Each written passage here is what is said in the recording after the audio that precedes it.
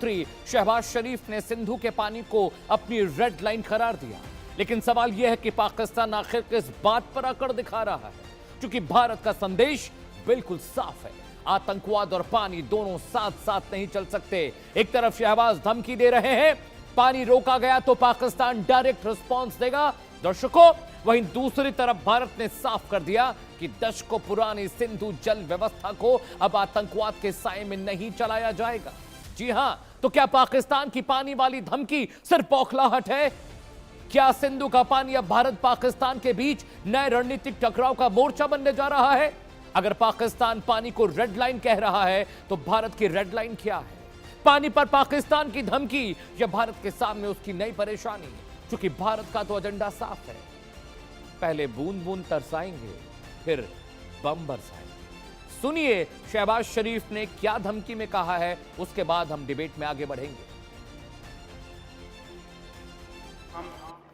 गुज़िश्ता बरस जंग में शिकस्त के बाद भारत ने सिंध-ताश मुआहदे को यकतरफा और गैर कानूनी तौर पर मुअत्तल करके खुद को अमन का दुश्मन साबित किया है।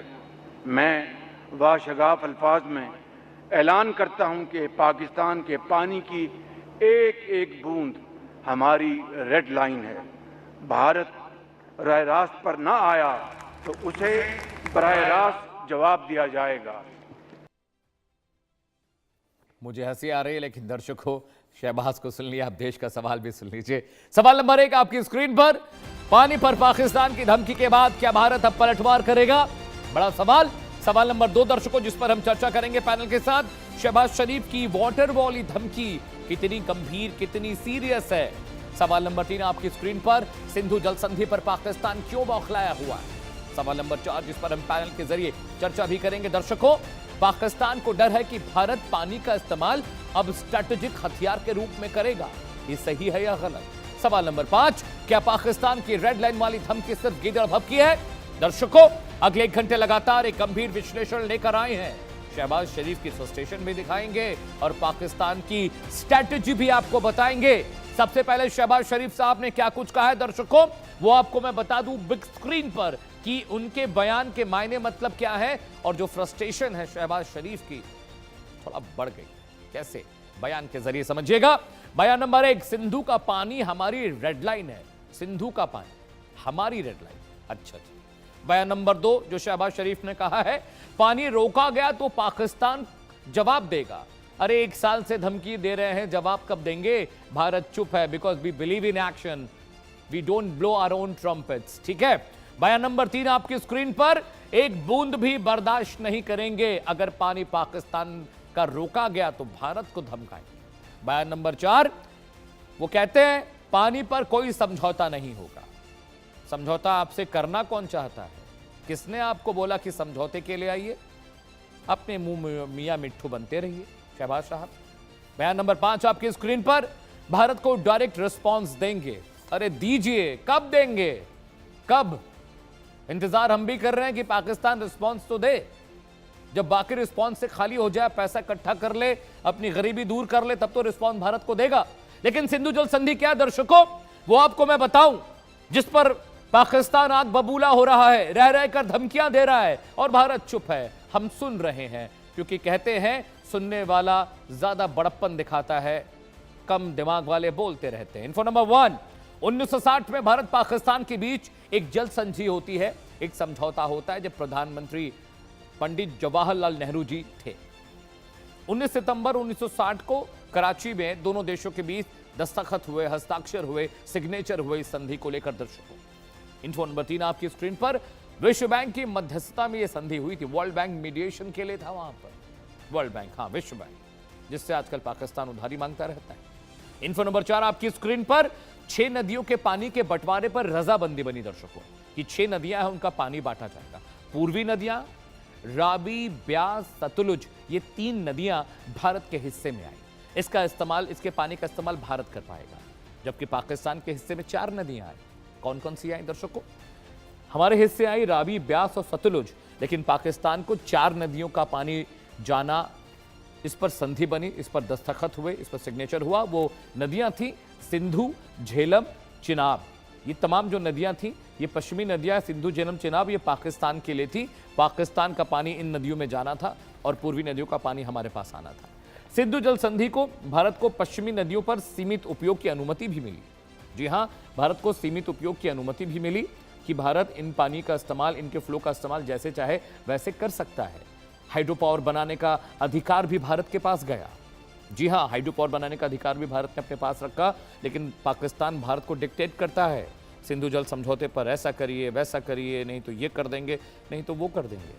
जरा सिंधु जल संधि का मैप मैं आपको दिखाने जा रहा हूं, मेरे कैमरा पर्सन क्लोज आपको दिखाएंगे। उस मैप के जरिए मैं आपको पूरा समझाऊंगा कहां पे क्या क्या कैसे कैसे है। देखिए, आपकी स्क्रीन पर आने जा रहा है वो मैप, मैंने आपकी स्क्रीन पर दे दिया है। ये नक्शा आपको समझाएगा कि किन नदियों का बंटवारा कहां और कैसे हुआ है। देखिए, ये जो नीला पानी आपको दिखाई दे रहा है, जो नीले रंग की आपको डॉट्स दिख रही हैं, सतलुज, ब्यास और जो रावी, ये 3 नदियां थी, इनका इस्तेमाल भारत के हिस्से में आया। जो हरे रंग की डॉट्स दिख रहे हैं, सिंधु, झेलम और चिनाब, ये जो 3 आप देख रहे हैं, इसका पानी पाकिस्तान के हिस्से में गया और ये गिलगित बल्टिस्तान से निकलता हुआ पानी आता है यहाँ पर। और जम्मू कश्मीर से जो एक नदी है, वो जो ब्यास है, वो जम्मू कश्मीर से निकल कर आती है, जिस रावी यहाँ से इसकी सब्सिडरी है जो यहाँ से बहकर आती है। तो ये 3 नदियां थी, रावी, ब्यास और सतलुज, जो भारत के हिस्से में थी। चिनाब, झेलम और जो सिंधु का पानी था, वो पाकिस्तान के हिस्से में जाना था। लेकिन दर्शकों, हम रावी, ब्यास और सतलुज का पानी तो रोक ही सकते हैं, और वही हमने रोका। हमने रावी का पानी यहाँ पर रोका, अमृतसर बॉर्डर के पास।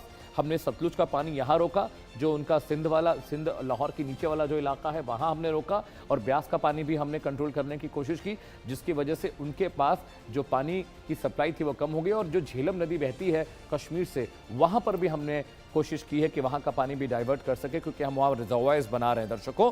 यानी ये जो 3 नदियाँ, 3 नदियों का जो बंटवारा हुआ था भारत पाकिस्तान के बीच 1960 में जल संधि जो हुई, उसका मैप मैं आपको दिखा रहा हूं, उसकी डिटेलिंग मैं आपके लिए कर रहा हूं।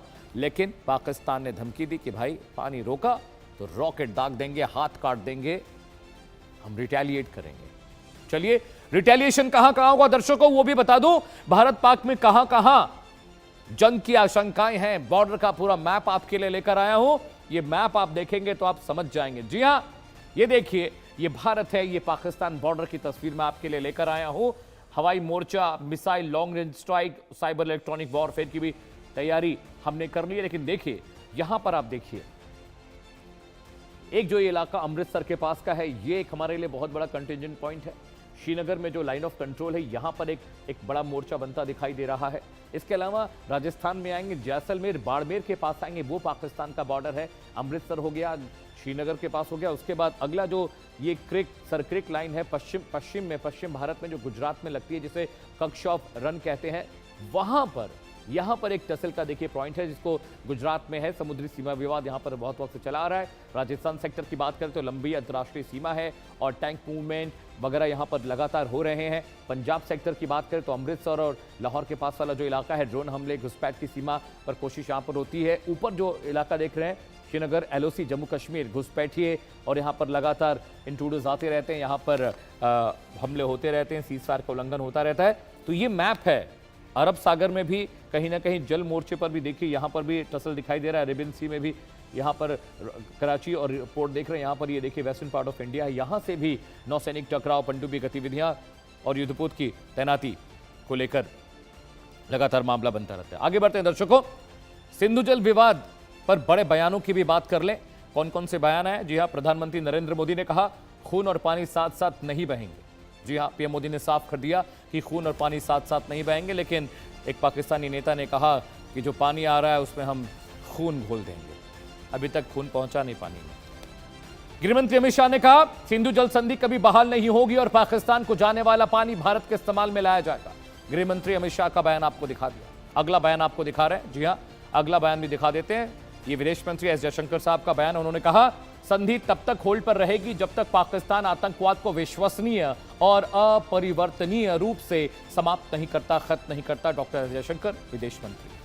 दर्शकों, एक बड़ा पैनल मेरे साथ जुड़ने जा रहा है। अगले घंटे लगातार इस गंभीर विषय पर हम चर्चा करेंगे और मैं चाहता हूं कि आप ध्यान से फैक्ट और फिगर्स को आपने जैसे सुना वैसे डिस्कशन को भी सुनिएगा। जी हां, स्वागत कीजिए कैप्टन श्याम कुमार साहब का, पूर्व भारतीय नौसेना के अधिकारी हैं। सर जय हिंद, बहुत बहुत स्वागत है आपका। श्रुतिदास गुप्ता आपको तस्वीरों में दिख रहे हैं।